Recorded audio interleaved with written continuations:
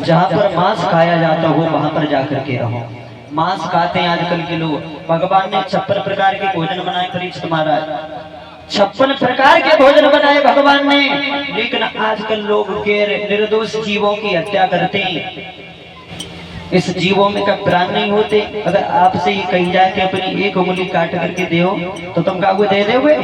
नहीं दोगे। तो क्या उस जीव में प्राण नहीं है? वो भी तो 84 लाख योनियों का एक हिस्सा है, लेकिन तुम अपने स्वाद के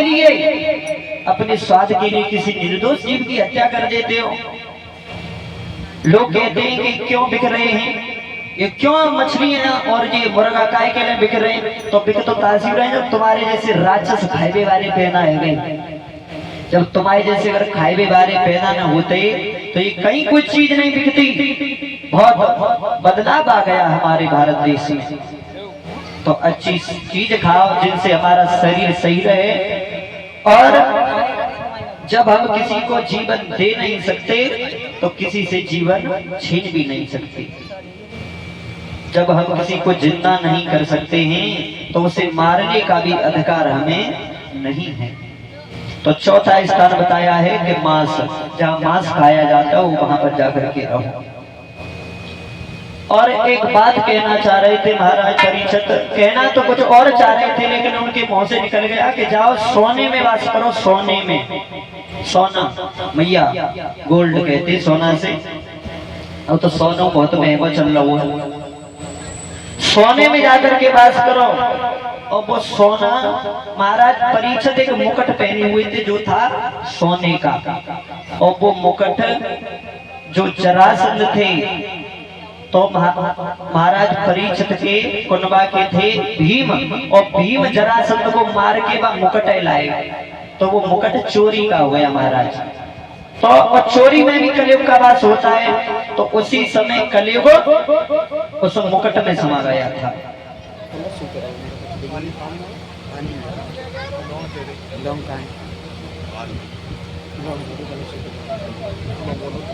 जवाब दिया है कि जाओ तुम सोने में वास करो।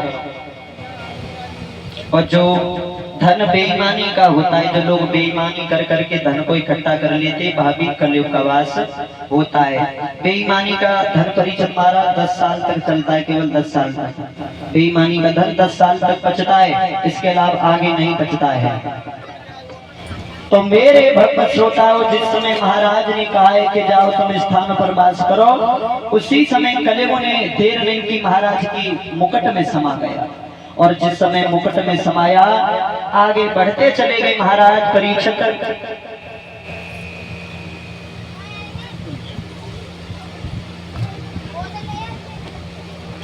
महाराज परीक्षित जिस समय आगे बढ़े तो कहां पहुंचे?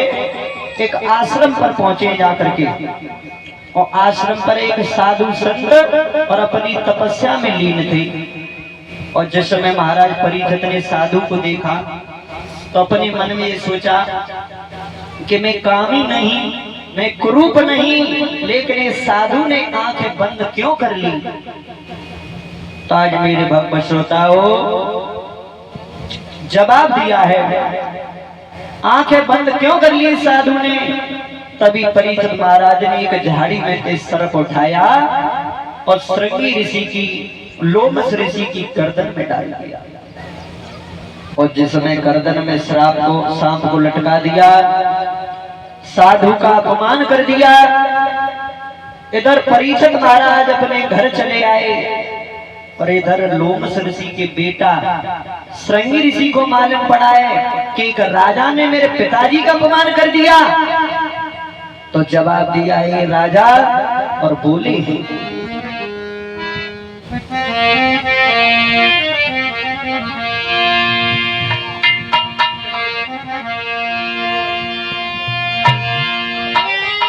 ओ धन के मतवाले राजा, ओ माया मध के दीवाने, और मेरे हाथ नती मोती तेरी बाल खिलाई विश्व विधाता ने।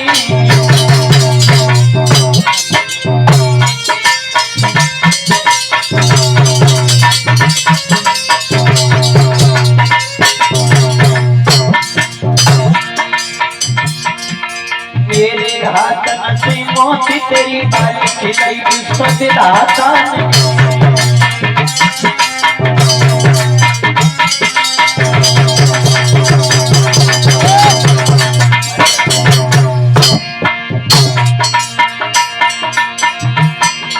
बस सावधान बस सावधान जीवित हुई गई साथ में रोजगा पापी को दुनिया मपुर पहुंच गई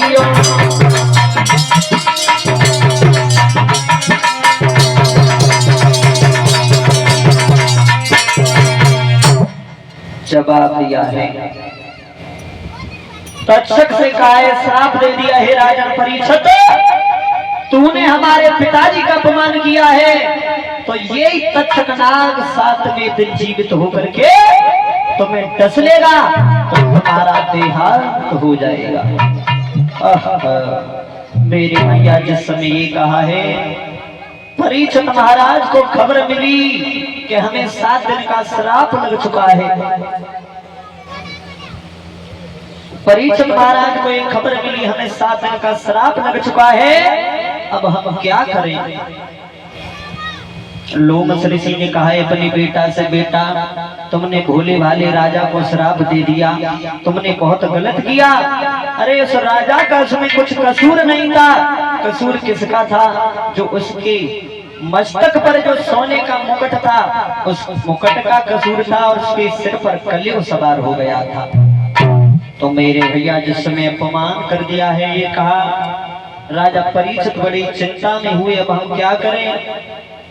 तो महाराज से कहा है कि अब उद्धार हमारा कैसे हो। तो परीक्षित महाराज ने सुना 7 दिन का श्राप परीक्षित महाराज को लग गया और ये श्राप 7 दिन का केवल परीक्षित महाराज को ही नहीं लगा है, इस संसार में जितने भी प्राणी हैं महाराज, जितने भी प्राणी भाई हैं बंधु हैं जितने भी जो कुछ भी है 7 दिन का श्राप हर एक प्राणी को लगा है, सबको 7 दिन का श्राप लगा है। क्योंकि 7 दिन के ही अंदर इंसान आता है और 7 दिन के ही अंदर लौट करके चला जाता है, 8वां दिन कोई नहीं है। शरीर मर जाता है लेकिन आत्मा कभी नहीं मरती। जिस तरीका से हम पुराने वस्त्रों को त्याग करके नए वस्त्र धारण कर लेते हैं ऐसे ये हमारा शरीर है, इसमें से आत्मा निकल करके नए शरीर में प्रवेश हो जाती है। शरीर मर जाता है लेकिन आत्मा कभी नहीं मरती। आत्मा एक परमात्मा का अंश है, ईश्वर अंश जीव अविनाशी।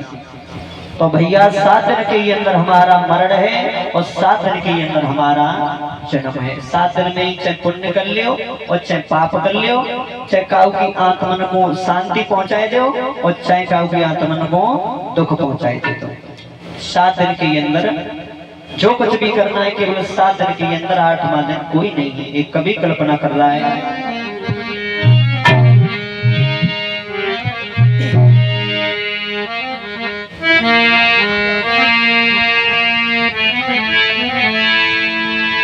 कि भक्तों दुनिया में लाखों का और मेला जुड़ा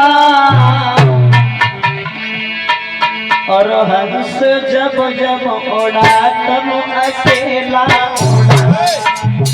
हंस जब जब उड़ा तब अकेला उड़ा।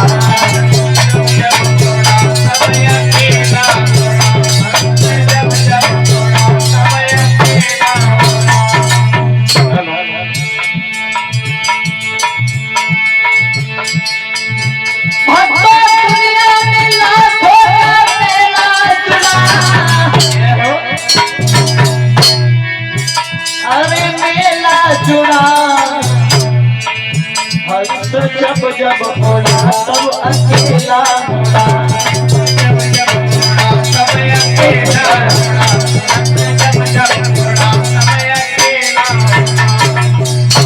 और सुनो दाने बीन चबाने वाले इसी घाट पर आए और बिना कफन मर जाने वाले इसी घाट पर आए, स्वर्ण सबके खाने वाले इसी घाट पर आए और नंगे पैर भटकने वाले इसी घाट पर आए। कौन सा घाट है महाराज? शमशान घाट। चाहे पीएम हो, चाहे सीएम हो, चाहे डीएम हो, कोई कितना भी ऊंचा हो, लेकिन अंत में एक ही घाट है, शमशान घाट है। वहीं पे सबको जलना पड़ता है, इससे बड़ा कोई घाट नहीं है। चाहे बैठन पे सोई लियो, चाहे गद्दन पे सोई लियो, लेकिन अंतिम दिन तुम्हें अंतिम नींद मरघट नहीं आनी, वही सोते रह जाओगे किसी दिन। जो लोग कहते हैं कि हम ये हैं, हम वो हैं, चार पैसा आ जाते हैं तो कॉलर सतर करके चलते हैं महाराज। हम बता रहे हैं कि तुम्हारी औकात क्या है।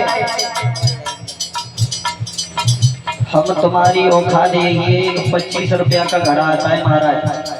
25 रुपया के घड़ा में जब इंसान मर जाता है तो उसकी अस्थियां 25 रुपया के घड़ा में भर दी जाती हैं, और कोई फूंक मारे तो ऐसी उड़ जाएगी। ये औकात है हमारी, इससे बड़ी औकात कोई नहीं है। और ताने बीन जबाने वाले इसी घाट बनवाए, और एक्सीडेंट से मरने वाले इसी घाट बनवाए।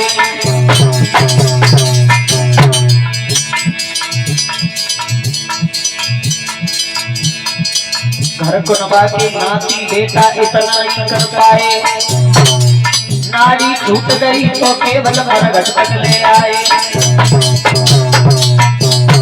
घर कुनबा के नाती बेटा क्या करते महाराज? नवत छूट जाने के बाद में केवल मरघट तक ले आते, इसके आगे नहीं जाते। पत्नी द्वार तक साथ देती है, पत्नी द्वार तक साथ देती है, और घर परिवार के रिश्तेदार लोग शमशान तक साथ देते हैं, शरीर चिता तक साथ देता है। उसके बाद में आगे की यात्रा तुम्हें स्वयं करनी पड़ती है। सोच रहा था घर से कितनी थी मरघट की दूरी, इसको तय करने में सोनू उम्र लगा दी पूरी।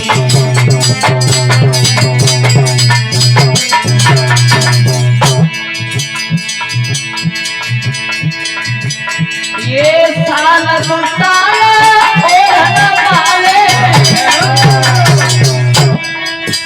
अरे इसी घाट पर आए, और बिना कफन मरे जाने वाले इसी घाट पर आए।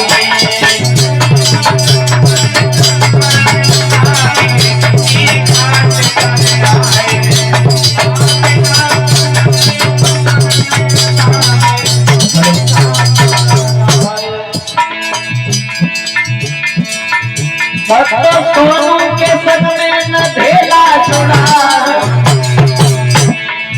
हंस जब जब उड़ा तब अकेला, हंस जब जब उड़ा तब अकेला, हंस जब जब उड़ा तब अकेला।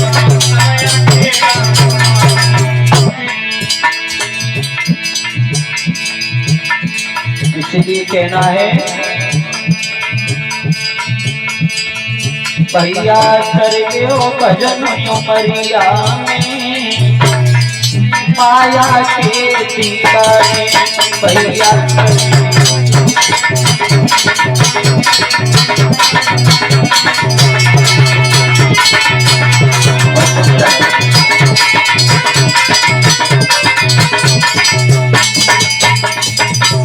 बोलिए गोविंद भगवान की। तो मेरे भगवत श्रोताओं, जिस समय कहा है 7 दिन के अंदर इंसान का जन्म होता है और मरण होता है, परीक्षित महाराज को श्राप लग गया। परीक्षित सोचने लगे अब क्या करें, हम कैसे इस श्राप से छुटकारा मिले। तो किसी ने बताया है राजा परीक्षित, अगर 7 दिन की कथा अगर तुम सुनो तो इस श्राप से तुम मुक्त हो सकते हो। अगर 7 दिन की कथा तुम सुन लियो तो इस श्राप से मुक्त हो जाओगे। तो आज मेरे भैया परीक्षित महाराज ने श्रीमद् भागवत कथा सुनने के लिए तैयार हुए। 7 कन्याओं को बुलवाया, कलश भरवाए गए, और भागवत कथा सुनने के लिए परीक्षित महाराज जा रहे हैं और अपनी प्रजा से कह रहे हैं, प्रजा के लोगों, मेरी प्रजा को दुख मत देना, मैं जा रहा हूं यहां से गद्दी दे करके। और महाराज बोले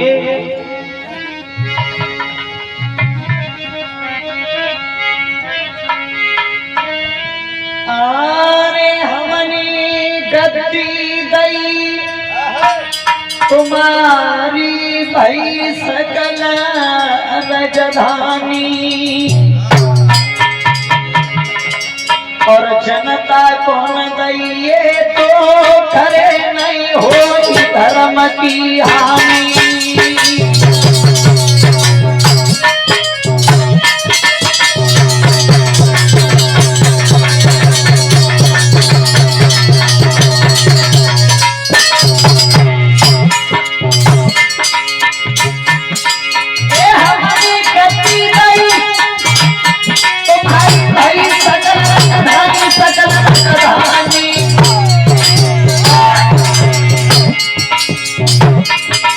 जनता को न दइए तो खैर नहीं होई धर्म की हानि।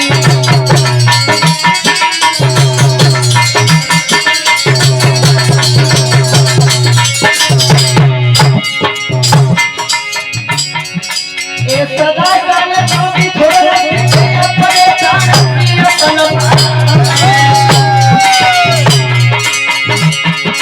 और को तो करने वाले समय जीवन बेटा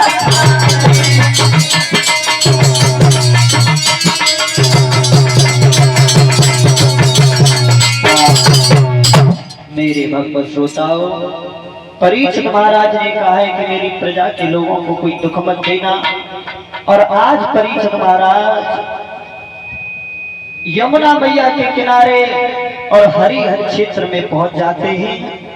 सुंदर सा आसन डाल लिया है और बैठ जाते हैं और श्री सुखदेव जी महाराज परीक्षित को कथा श्रवण करा रहे हैं। श्री सुखदेव जी समझा रहे हैं राजा परीक्षित, मेरी वाणी को ध्यान देना, कथा को इस तरीका से श्रवण करना जैसे पानी में रहने वाला कछुआ और बाहर की आहट को सुनकर के अपने शरीर के अंगों को सिकोड़ लेता है। इस तरीका से हमारी कथा को सुनना। ताली बजाकर के वजन बोलेंगे, उसके बाद में आगे की कथा। बहुत कम आ जा रही है, हाँ कर दे, थोड़ी आवाज बढ़ा दे माइक की।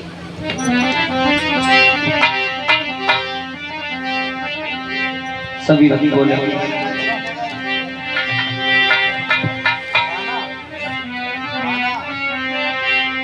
अरे राम नाम संग जाई गो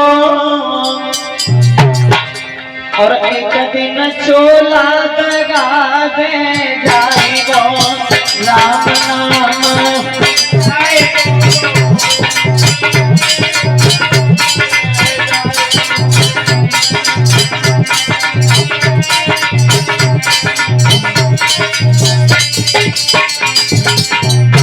सभी भक्त बोलना चालू जाएंगे। पीछे वाले भैया जो बैठे सबको भगवान की कसम में सब ताली बजाएंगे। बोलो अरे राम नाम संग जाई गो एक दिन चोला दगा दे जाई गो। राम नाम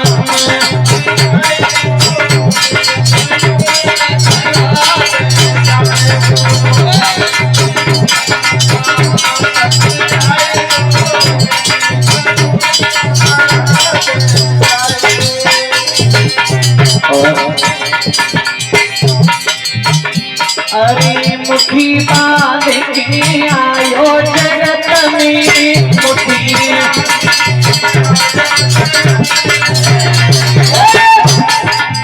मुट्ठी बांध के आयो जगत में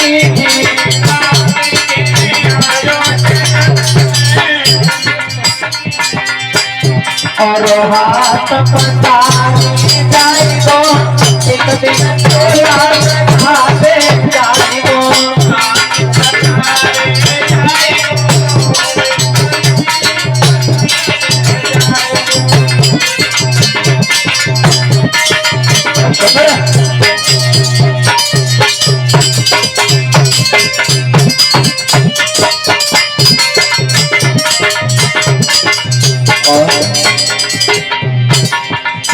कहते हैं कि मुट्ठी बांध करके आया है जगत में मनुष्य। कबीर दास जी कहते हैं कि कबरा जब हम पैदा भये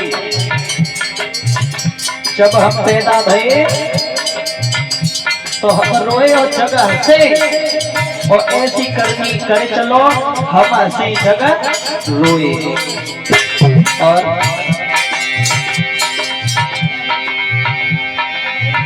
धन दौलती तेरे कोठी बनले, धन दौलती अरे धन दौलती तेरे कोठी बनले,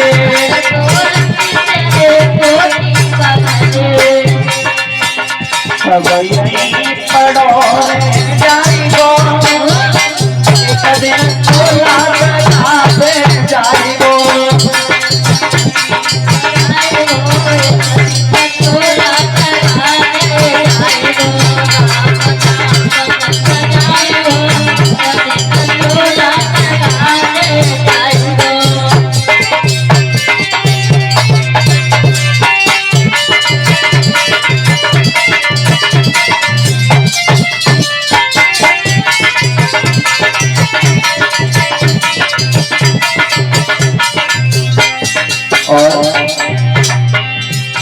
अरे भाई बन ये कुटुंब कबीला, अरे भाई बन कुटुंब कबीला, और विपदा पड़े तब कोई न किसी का,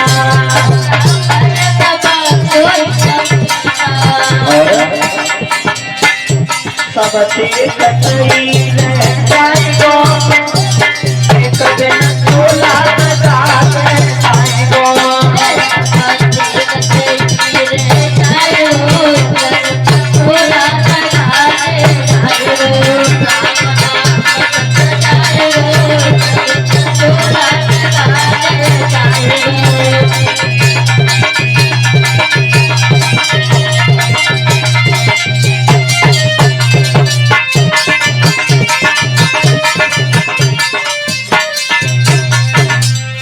बोली गोविंद भगवान की। तो श्री सुखदेव जी समझा रहे हैं राजा परीक्षित, काम क्रोध और लोभ हिंसा का दमन करते हुए हमारी वाणी की ओर ध्यान देना, कथा को इस तरीका से श्रवण करना जैसे पानी में रहने वाला कछुआ बाहर की आग पाकर के अपने शरीर के मुंह को सिकुड़ लेता है। तो महाराज परीक्षित ने जवाब दिया, श्रवण हमारा मन हमारा ध्यान आपकी तरफ केंद्रित, आप कथा श्रवण करवाओ।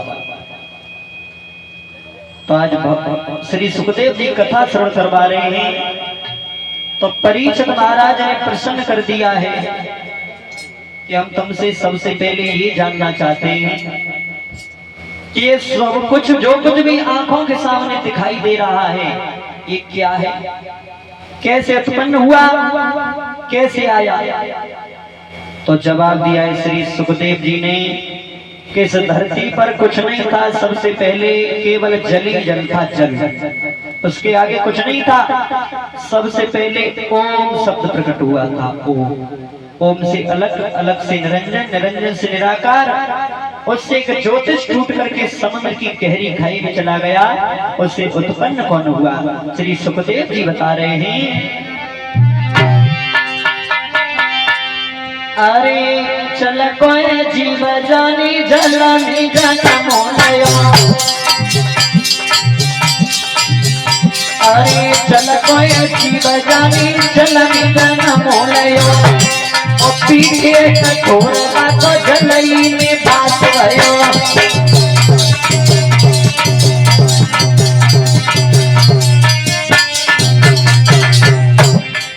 चल में सबसे उत्पन्न हुआ था कछुआ नाम का जी महाराज, कछुआ उत्पन्न हुआ और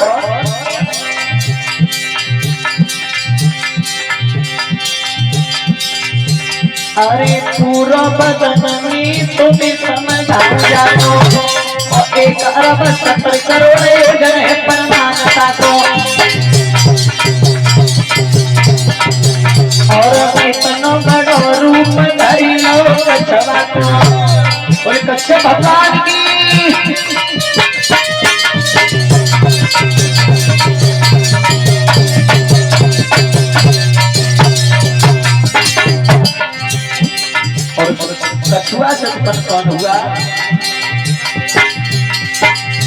बने अंडा धरो जमाई है, जिनकी प्यास की पाई है।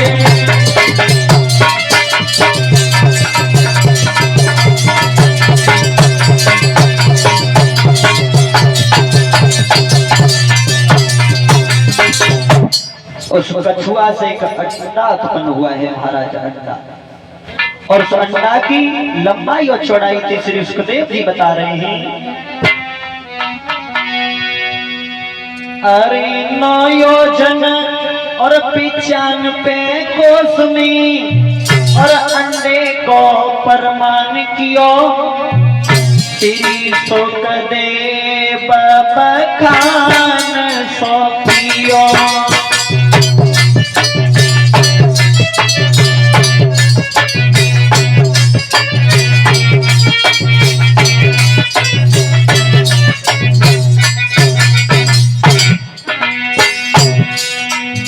अंडा से उत्पन्न कौन हुआ?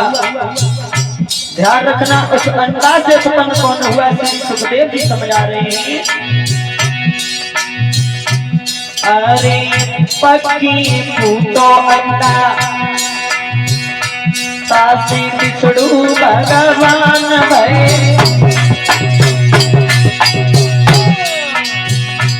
और संगई विराजमान शेष अवतार में।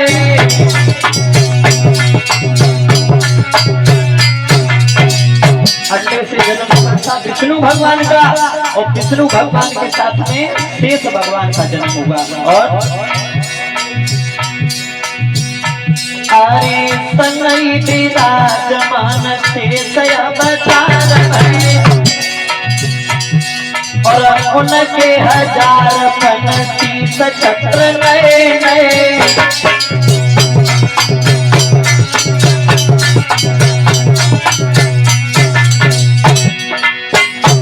मेरे भगवत श्रोताओं, क्षीर सागर में विष्णु भगवान का जन्म हुआ, और विष्णु भगवान की नाभि से कौन उत्पन्न हुआ? बताया। अरे टूरी बिच कुल्ला कमलय गजनी गो, और पढ़न लगो तो नीरई को नाई गो।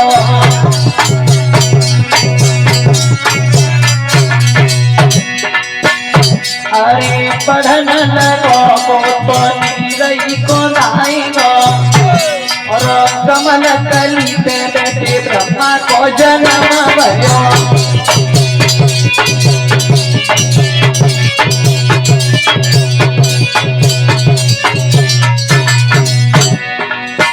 भगवान की नाभि से विष्णु भगवान की नाभि से ब्रह्मा जी का जन्म हुआ है, ब्रह्मा जी का। और ब्रह्मा जी का जन्म हुआ है कमल के धूल पर, और ब्रह्मा जी विचार कर रहे हैं कि हम कैसे उत्पन्न हुए, किसने हमें बनाया। और ब्रह्मा जी चारों तरफ देख रहे हैं।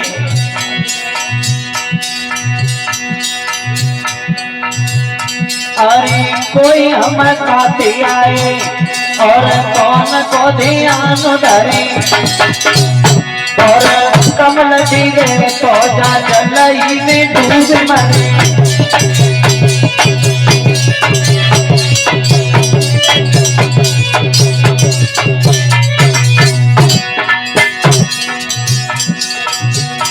अरे नाय पायो इंसान तो नाय पायो, श्री सुखदेव बखान सौंपियो।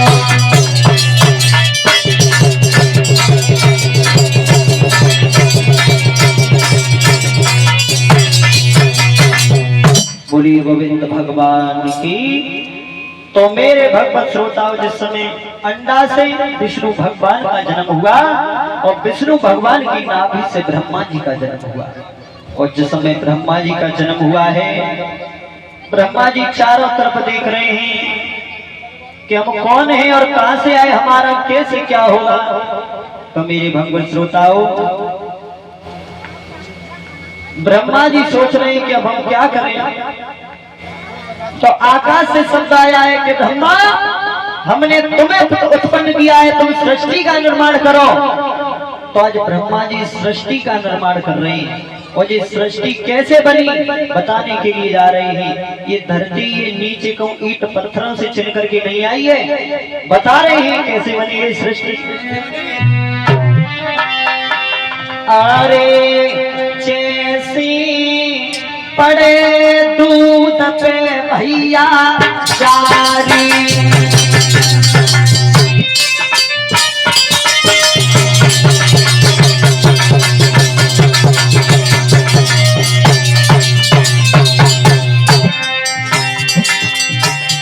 अरे कैसी पड़े दूध पे जारी, और क्यों ब्रह्मा ने भूमि पसारी।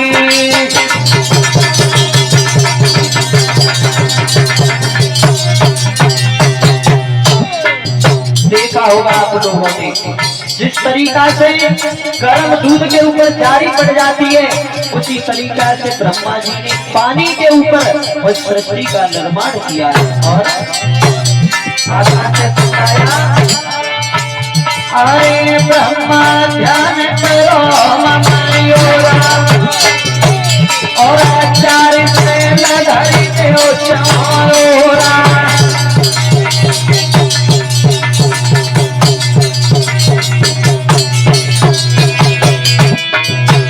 अरे आचार्य से लधरी देव चमोरा, और आकाश से भूमि लोरा।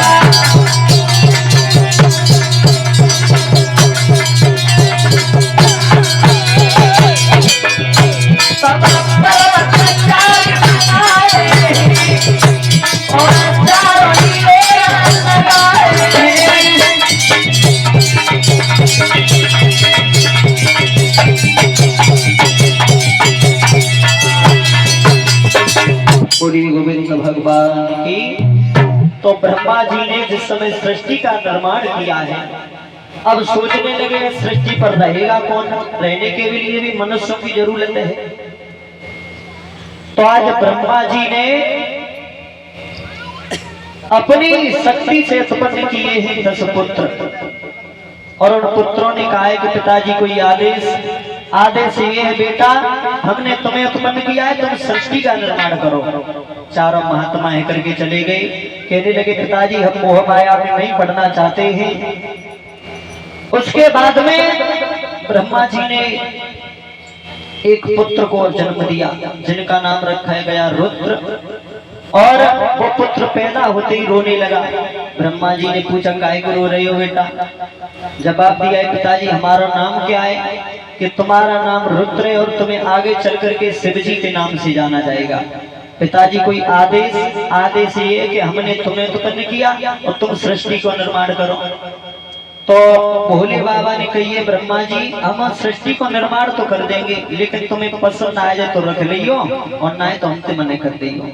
तो भोले बाबा ने सृष्टि बनाई है, जिन जिन खईस भूत चुड़ैल मशान, ऐसी सृष्टि बनाई भोले बाबा ने।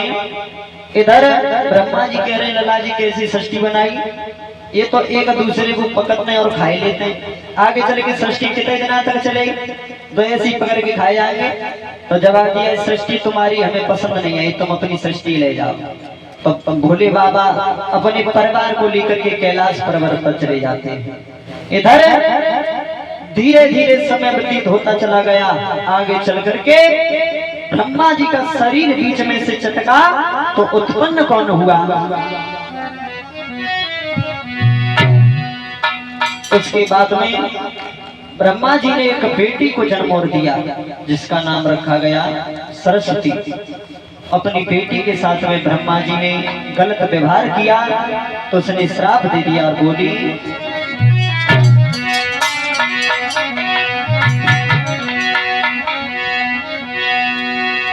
अरे सुनो लली मेरी बात, ध्यान निक मेरी और कहियो,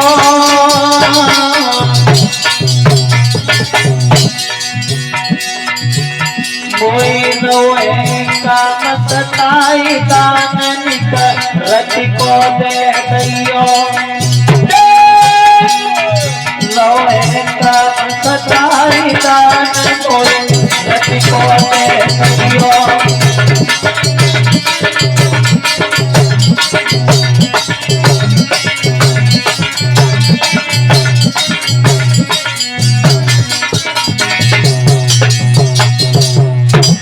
भगवत श्रोताओ, जिस समय कहा है बेटी मुझे काम सता रहा है, सरस्वती ने जवाब दिया पिताजी तुम क्या कह रहे हो, आगे चल कर के बेटी और बाप का रिश्ता खत्म हो जाएगा। और बोली अरे पिताजी बादल फट जाए, अरे पिताजी बादल फट जाएगा, नाते में बिटिया लगू पाप करे माथे लग जाएगा, नाते में बिटिया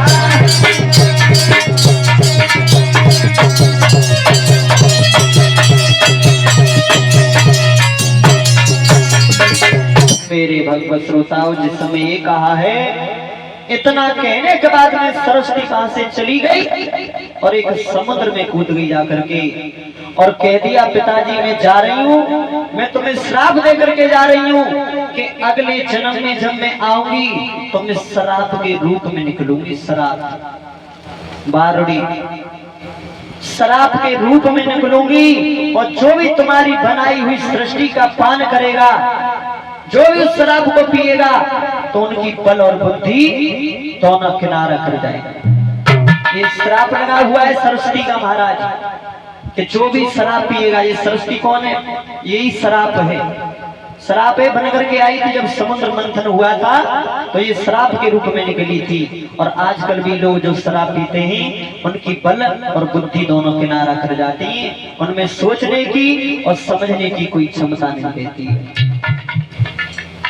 सही बात, ताली बजा करके भजन बोलेंगे उस बात की कथा।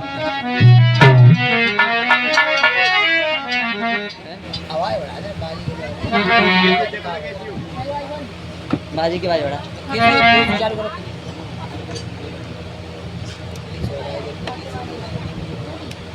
आजा चालू है लाइट साथ में लाइट लगाया ना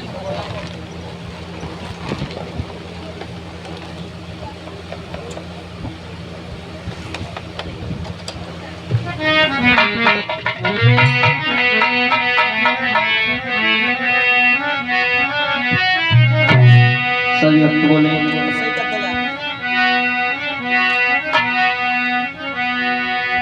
एक बार सभी गोपियां भगवान कन्हैया के बारे में कहती